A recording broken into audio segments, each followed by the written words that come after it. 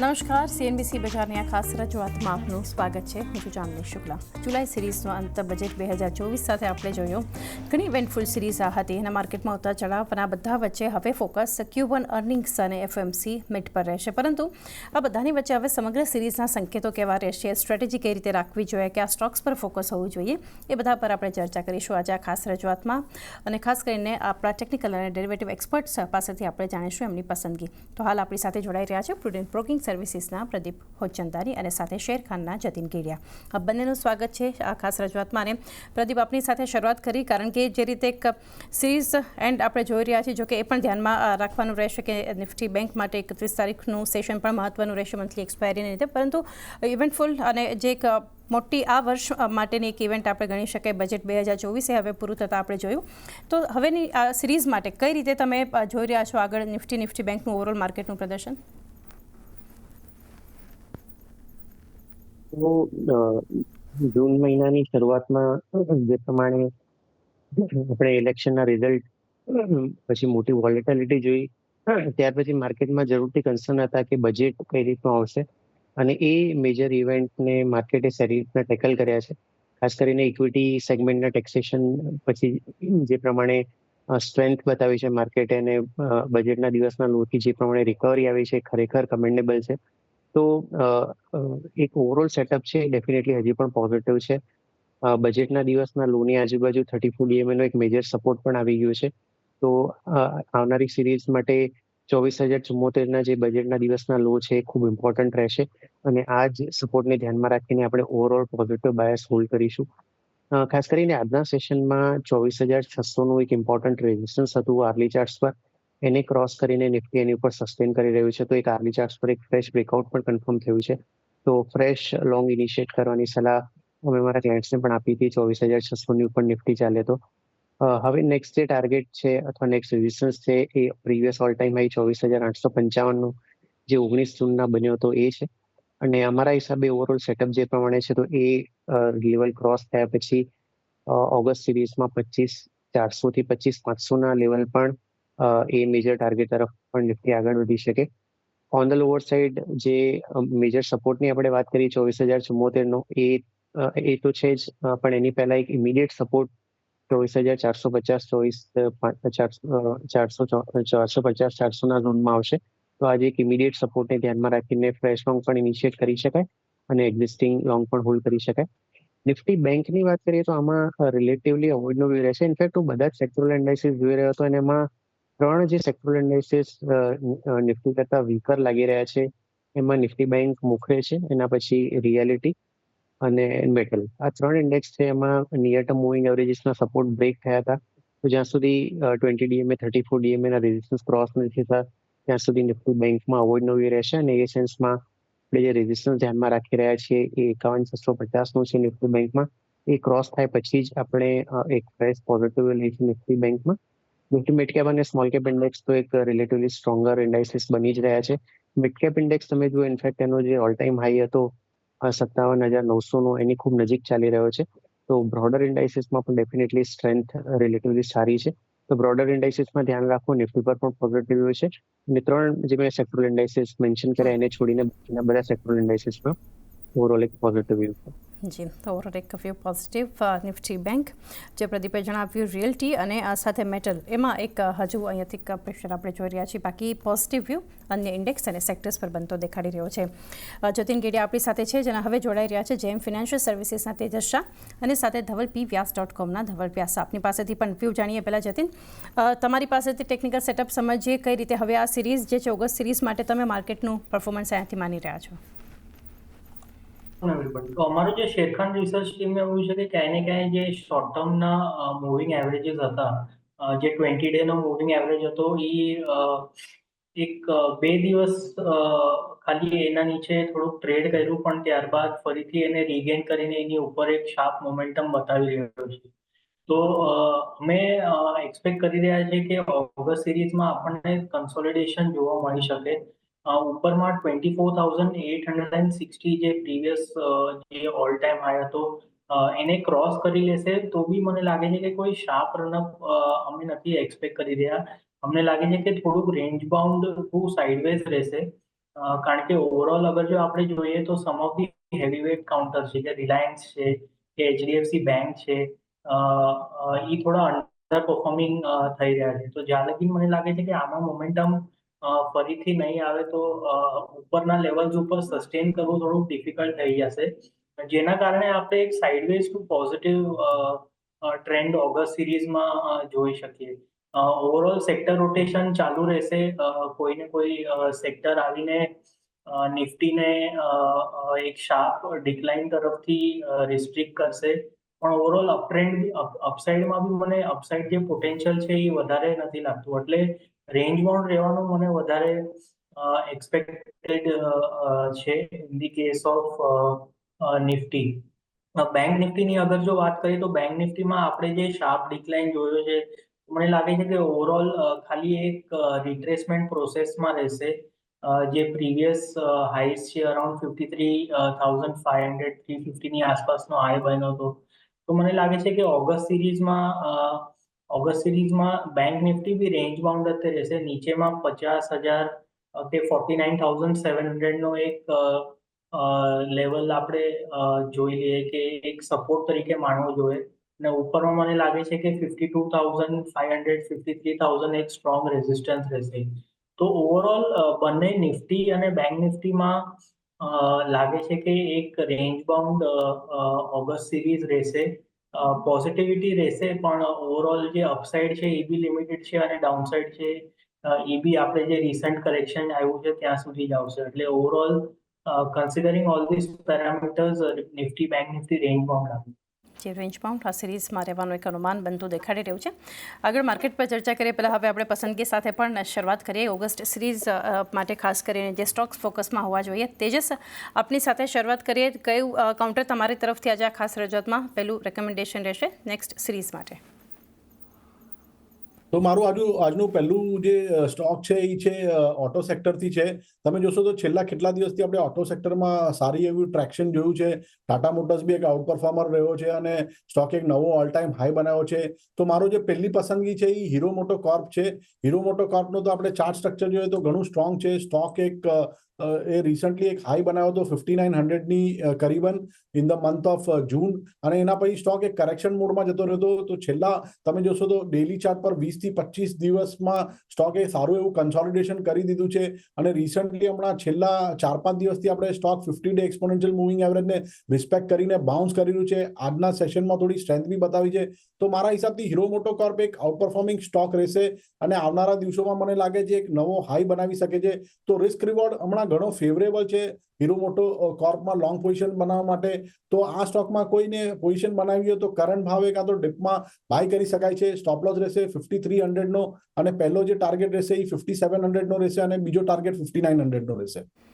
Okay, તો hero મોટોકોર્પ પહેલી પસંદગી. તેજસ તરફથી 5300ના સ્ટોપ લોસ, 5700 અને 5900 એટલે 5900ના લક્ષ્યાંક માટે. ધવલ, આપની પાસેથી જાણીએ હવે ઓગસ્ટ સિરીઝ માટેનું પેલું કયું સેક્ટર, એનું પેલું કયું કાઉન્ટર તમારા ફોકસમાં અને રેકમેન્ડેશનમાં? Yes, we will not trade much in index actually, but the idea is key stock specific approach રાખીએ આપણે તો it will help actually.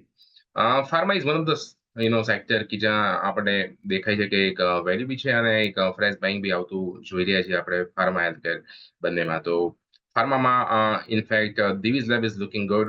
4750 પાસે આપણે ચાલી રહ્યા છીએ. It's a stop around 4600. આમાં એક ફ્રેશ બાઇંગ જે છે કરી શકાય એમ છે for a target of nearly 5100. Overall, we believe that some of the other stocks also, from the healthcare system actually, they will continue to move further actually. તો એના ઉપર બી મારા ખ્યાલથી ફોકસ હોવું જોઈએ. બટ એઝ ઓફ નાઉ ફાર્મામાંથી Divi's lab. Okay, તો as a disclosure as a disclosure actually Divi's lab already આજે ક્લાયન્ટને બી રિકમેન્ડ કરેલો છે. ઓકે, તો ધવલ તરફથી દિવીઝ લેબ પહેલું કાઉન્ટર અને 4600 સ્ટોપ લોસ, 5100 સુધીના લક્ષ્યાંકને તમારે ધ્યાનમાં રાખવાના છે. પ્રદીપ, આપની પાસેથી જાણીએ ફર્સ્ટ કાઉન્ટર કયું રહેશે? ઓઇલ માર્કેટિંગ ઇન્ડેક્સમાં એક સરસ કોન્સોલિડેશન પછી જે પ્રમાણે ફ્રેશ મૂવ ચાલુ થઈ છે, તો આ એક સેગમેન્ટ ઇન્ટરેસ્ટિંગ લાગી રહ્યું છે. અને એમાંથી ઇન્ડિયન ઓઇલ કોર્પોરેશન IOC મારી પહેલી પસંદગી છે. 196 રૂપિયા 80 પૈસાના ટોપ ફેબ્રુઆરીની શરૂઆતમાં બન્યા હતા. એટલે આપણે 4-5 મહિનાનું કરેક્શન કોન્સોલિડેશનનો ફેઝ જોયો છે. આ કરેક્શનમાં સ્ટોકમાં જે 147-148ના લો બન્યા હતા એ બરાબર એના બોલિંગરના લોઅર બેન્ડ વીકલી ચાર્ટ્સ પર છે એની સાથે કોઇન્સાઇડ થયા હતા. સાથે જ એક 34 વીક મૂવિંગ એવરેજના સપોર્ટને પણ આ ટેસ્ટ કરીને ત્યાંથી રિબાઉન્ડ થઈ રહ્યો છે. ગઈકાલના સેશનમાં જે મુવમેન્ટ છે ઇન્ટરેસ્ટિંગ છે. ગઈકાલે એક સારી અપ મૂવ જોવા મળી અને એવરેજ 20 ડે વોલ્યુમ કરતા બમણાથી પણ વધારે વોલ્યુમ સાથે એક ડેલી ચાર્ટ્સ પર બ્રેકઆઉટ કન્ફર્મ થયું છે. તો ઇન્ડિયન ઓઇલ કોર્પોરેશન મને લાગે છે કે આવનારા 20-25 સેશનમાં એકાદ મહિનામાં અથવા પૂરા ઓગસ્ટ સિરીઝની વાત કરીએ તો એક ડિસન્ટ આઉટ પરફોર્મન્સ બતાવી શકે. કરંટ રેટ 176નો છે. આ રેટ પર લઈ શકાય સ્ટોકને. ઓન ધ લોઅર સાઇડ જે સપોર્ટ છે જેનો આપણે સ્ટોપ લોસ રાખવાની સલાહ આપીશું એ 165નો છે. ડેલી ક્લોઝિંગ બેઝિસ પર આનો એક સ્ટોપ લોસ રાખવો જોઈએ. એની નીચે ક્લોઝ આવે છે તો જ આપણે એમાં એક્ઝિટ કરીશું. ઓન ધ હાયર સાઇડ 191, 191 અને 198ના બે અપસાઇડ ટાર્ગેટ માટે આ સ્ટોકને લઈ શકાય. ઓકે, તો આઈઓસી માટે 165 સ્ટોપ લોસ, 198 અને 191 પહેલા લક્ષ્યાંક, ત્યારબાદ 198 સુધીના લેવલ્સ પણ બતાવી શકે છે ઇન્ડિયન ઓઇલ કોર્પોરેશન. જતીન, આપનું પહેલું કાઉન્ટર કયું રહેશે? જો અમારા હિસાબે સ્પેશિયાલિટી કેમિકલ આ સિરીઝમાં એક કમબેક કરી શકે. મને લાગે છે કે આમાં જે અમુક જે સ્ટોક છે એ સેટઅપ સારું લાગે છે. એ પહેલું કે અમારી પ્રિફર્ડ જે પિક છે એ એસઆરએફમાં રહેશે. તો એસઆરએફમાં એક રેન્જ બાઉન્ડ અમુક મહિનાથી રેન્જ બાઉન્ડ છે, પણ ક્યાંય ને ક્યાંય જે લોઅર ટાઈમ ફ્રેમ ચાર્ટ્સ છે કે જે ડેલી ચાર્ટ્સ છે એમાં અમને લાગે છે કે એક ક્રુશિયલ ફિબોનાકી રિટ્રેસમેન્ટ લેવલ પરથી સપોર્ટ લઈને એક સારું સ્ટ્રક્ચર બની રહ્યું છે ડેલી ચાર્ટ્સ ઉપર. વીકલી ચાર્ટ્સ ઉપર 5 વીકના કન્સોલિડેશન બાદ આ વીકની અગર જો કેન્ડલ જોઈએ તો બુલિશ એન્ગલ્ફિંગ પેટર્ન બની રહી છે વીકલી ચાર્ટ્સ ઉપર. તો ક્યાંય ને ક્યાં મને લાગે છે કે એસઆરએફમાં એક strong momentum during the series આપણે જોવા મળી શકે. તો અમે એસઆરએફમાં લોંગ કરવાની સલાહ દઈશું. સ્ટોપ લોસ રહેશે અમારો 2350નો અને ટાર્ગેટ રહેશે 2700 અને 2800 રૂપિયા. આપણા ચારે એક્સપર્ટ્સ પાસેથી એક પસંદગી જાણી છે. હવે સેકન્ડ કાઉન્ટર પર નજર કરીએ. ધવલ, આપની સાથે શરૂઆત કરીએ. ડીવીસ લેબ પહેલું કાઉન્ટર તમારા તરફથી હતું, તો બીજો સ્ટોક કયો રહેશે? From the healthcare sector again, we believe that Apollo Hospitals should be one of the stock to look forward to actually. જે રીતનું સ્ટ્રક્ચર છે, સ્લોલી એન્ડ સ્ટેડીલી આ સ્ટોકમાં બાઇંગ આવી છે. અત્યારે ચાલે છે 6680 પર ચાલી રહ્યો છે stock with stop around 6480. we believe કે આમાં એક ફ્રેશ બાઇંગ કરી શકાય એમ છે. ટાર્ગેટ જે છે 7050 રાખીને ચાલવા જોઈએ અપોલો હોસ્પિટલમાં. ઓવરઓલ મોમેન્ટમ સ્ટ્રોંગ રહેલું છે આ સ્ટોકમાં અને સ્ટ્રેન્થ જે છે આપણે કન્ટિન્યુઅસલી જોયેલી છે. બિલીવ કે જે રીતનું ફાર્મા સ્પેસ આખું પ્લે કરી રહ્યું છે, હેલ્થકેર પ્લે કરી રહ્યું છે, તો this would do well in next couple of months. Okay, Apollo hospital healthcare સ્પેસમાંથી રેકમેન્ડેશન ધવલ તરફથી 6480, સ્ટોપ લોસ માટે 7050ના લક્ષ્યાંકને ધ્યાનમાં રાખીને. ત્યારબાદ તેજસ, આપની પાસેથી જાણીએ. ઓટો સ્પેસ તમારા ફોકસમાં હતું એટલે હીરો મોટોકોર્પ પર તમારું રેકમેન્ડેશન છે. હવે બીજું કયું સેક્ટર, એનું કયું કાઉન્ટર? તો મારી જે બીજી પસંદગી છે એ ટેક્સટાઇલ સેક્ટરથી છે અને થોડો એક પોઝિશનલ કોલ છે. વેલ્સપન લિવિંગ લિમિટેડ સ્ટોકનું નામ છે. સ્ટોક ટેક્સટાઇલ સેક્ટરને બિલોંગ કરી રહ્યું છે. સ્ટોકનું અગર આપણે મંથલી ચાર્ટ જોશું તો મંથલી ચાર્ટ ઘણો સ્ટ્રોંગ છે. સ્ટોકે એક કપ એન્ડ હેન્ડલ પેટર્નમાંથી મંથલી ચાર્ટ પર બ્રેકઆઉટ આપ્યું હતું. જ્યારે એને 170નું જે એનું previous all time high level હતું જે ઓક્ટોબર 2021માં ફોર્મ થયું હતું એ પાર કરવા પછી એમાં ફ્રેશ બ્રેકઆઉટ આવ્યું હતું અને આ બ્રેકઆઉટ જે આવ્યું છે એક વોલ્યુમ સાથે આવ્યું છે. સ્ટોક હમણાં ઓલમોસ્ટ ઓલ ટાઈમ હાઈની આજુબાજુ ચાલી રહ્યો છે અને અનચાર્ટેડ ટેરેટરીમાં બી ટ્રેડ કરી રહ્યો છે. અગર ટેકનિકલ સ્ટ્રક્ચરની વાત કરીએ તો ટેકનિકલ સ્ટ્રક્ચર ડેલી, વીકલી અને મંથલી ચાર્ટ પર ઘણું સ્ટ્રોંગ છે. અમને લાગે છે કે આ સ્ટોક આવનારા દિવસોમાં આઉટ પરફોર્મન્સ બતાવશે. સ્ટોક એની જે શોર્ટ ટર્મ મૂવિંગ એવરેજીસ છે 20 ડે અને 50 ડે એક્સપોનેન્શિયલ મૂવિંગ એવરેજ બંનેની ઉપર સતત ટ્રેડ કરી રહ્યું છે અને સ્ટોકનો જે સ્ટ્રોંગ સપોર્ટ ઝોન છે એ કરીબન 185ની આજુબાજુ છે અને બેઝ જે છે એ કરીબન 165 થી 170 ની આજુબાજુ છે. અને રેશિયો ચાર્ટની બી વાત કરીએ તો રેશિયો ચાર્ટમાં બી આ સ્ટોક ઘણો સ્ટ્રોંગ છે. તો અમે આ સ્ટોક છે એ કરંટ ભાવે કાં તો ડિપમાં બાય કરવાની સલાહ આપી રહ્યા છીએ. આમાં પોઝિશનલ સ્ટોપ લોસ રાખવાનો રહેશે 165નો અને પહેલો ટાર્ગેટ રહેશે 205નો અને બીજો ટાર્ગેટ રહેશે 225નો અને ટાઈમ હોરાઇઝન રહેશે 2 થી 3 મહિનાનો. ઓકે, તો પોઝિશનલ વ્યૂ 2 થી 3 મહિના માટે Welspun living limited 165, stop loss માટેના લેવલ છે 205 અને 225 સુધીના લક્ષ્યાંક બતાવી શકે છે. પ્રદીપ, આપની પાસેથી જાણીએ. આઈઓસી ફર્સ્ટ સ્ટોક તમારા તરફથી છે. બીજું કાઉન્ટર કયું? બીજો જે સ્ટોક છે એ કેફિન ટેકનોલોજીસ લિમિટેડ છે જેનો NSE કોડ કે ફિનટેક છે. કે ફિનટેકમાં 822ના ટોપ બન્યા હતા 2 મેના. એના પછી આપણે લગભગ 3 મહિનાનો કરેક્શન કોન્સોલિડેશનનો ફેઝ જોયો છે. ડેલી ચાર્ટ્સ પર તમે જોશો તો ખ્યાલ આવશે કે 780ની આજુબાજુ એક રિપીટેડલી રેઝિસ્ટ થયો છે. આજના સેશનમાં ઇન્ટ્રાડેમાં 793ના ટોપ બનાવ્યા પછી 777 પર ચાલી રહ્યો છે. ઓવરઓલ સેટઅપ જોતા આ રેઝિસ્ટન્સ ઝોન ક્રોસ કરીને એક ફ્રેશ બ્રેકઆઉટ કન્ફર્મ થાય એના સારા એવા ચાન્સીસ છે. તો કેફિન ટેકમાં 776-77ના કરંટ રેટ પર એન્ટ્રી કરી શકાય. ઓન ધ લોઅર સાઇડ એક ડિસન્ટ સપોર્ટ 730 પર છે. ડેલી ક્લોઝિંગ બેઝિસ પર આનો એક સ્ટોપ લોસ રાખવો જોઈએ. 840 અને 860ના બે અપસાઇડ ટાર્ગેટ માટે કેફિન ટેકને લઈ શકાય. ઓકે, તો કેફિન ટેક 730 અહીંયાથી સ્ટોપ લોસ લેવલ 840 860 સુધીના લક્ષ્યાંક જે છે આ કાઉન્ટર તમને બતાવી શકે છે. જતીન, કેમિકલ સ્પેસ SRF તમારા તરફથી રેકમેન્ડેશન. હવે બીજું કાઉન્ટર કયું રહેશે? કાઉન્ટર મારું ટાયર સ્પેસમાંથી રહેશે. એમાં બાલકૃષ્ણ ઇન્ડસ્ટ્રીઝ જે છે એ સારું લાગે છે અમને. એક શાર્પ રનઅપ બાદ આપણે જોયું છે કે છેલ્લા 1 થી 1.5 મહિનાથી આ એક રેન્જ બાઉન્ડ તરીકેથી ટ્રેડ કરે છે. અમને લાગે છે કે એક ટાઈમ વાઇઝ કન્સોલિડેશન કમ્પ્લીટ થઈ ગયું છે. એના ક્રુશિયલ સપોર્ટ્સ ઉપર આવીને એક ટ્રેન્ડ રિવર્સલનો કે એક બેરિશ બુલિશ ફ્લેગમાંથી બ્રેકઆઉટનો એક સંકેત આજના ટ્રેડિંગ સેશનમાં મળી રહ્યો છે. તો અમને લાગે છે કે ઓગસ્ટ સિરીઝમાં બાલકૃષ્ણ ઇન્ડસ્ટ્રીઝમાં જે આપણે મોમેન્ટમ આજે જોયું છે કન્ટિન્યુ રહેવું જોઈએ. ઉપરમાં અમને લાગે છે કે 3500 થી લઈને 3600ના લેવલ્સ આ સ્ટોક ઓગસ્ટ સિરીઝમાં બતાવી શકે. આમાં હું સ્ટોપ લોસ એક સજેસ્ટ કરીશ 3100નો. તો ટાયર સ્પેસમાંથી Balkrishna industries is looking positive. અંતિમ પસંદગી સિરીઝ માટે ઓગસ્ટ માટે રહી શકે છે, તો એના પર આપણે ખાસ કરીને જતીન, SRF, બાલકૃષ્ણ ઇન્ડસ્ટ્રીઝ, આ બે કાઉન્ટર્સ તમારા તરફથી. હવે છેલ્લું કાઉન્ટર કયું રહેશે જે ઓગસ્ટ સિરીઝમાં એક ફોકસમાં હોવું જોઈએ? જો ઓગસ્ટ સિરીઝમાં મને લાગે છે કે પાવર સેક્ટરમાંથી એક સારું મોમેન્ટમ આપણને જોવા મળી શકે. તો પાવર ફાઇનાન્સ કોર્પોરેશન રિસન્ટલી એમાં એક મીન રિવર્ઝન થયું છે. એના ક્રુશિયલ 40 ડેના એવરેજ સુધી આવી ગયા છે. તો આમાં એક પુલબેક કે એક next leg of the upmove start થાય એવું અમને લાગે છે. તો સપોર્ટ ઉપર આવવાના કારણે રિસ્ક રિવોર્ડ ફેવરેબલ છે. તો કરંટ લેવલ્સથી લોંગ કરવાની સલાહ રહેશે. ફોર ઓગસ્ટ સિરીઝ 510નો સ્ટોપ લોસ રહેશે. ઉપરમાં ટાર્ગેટ રહેશે 560 અને 580. ઓકે, તો PFC 510નો સ્ટોપ લોસ, 560 અને 580 બે લક્ષ્યાંકને ધ્યાનમાં રાખવાના છે. પ્રદીપ, આપના તરફથી કયું રહેશે કાઉન્ટર IOC અને કેફિન ટેક બાદ? ઓટોમોબાઈલ સ્પેસમાંથી અશોક લેલેન્ડ ત્રીજી પસંદગી રહેશે.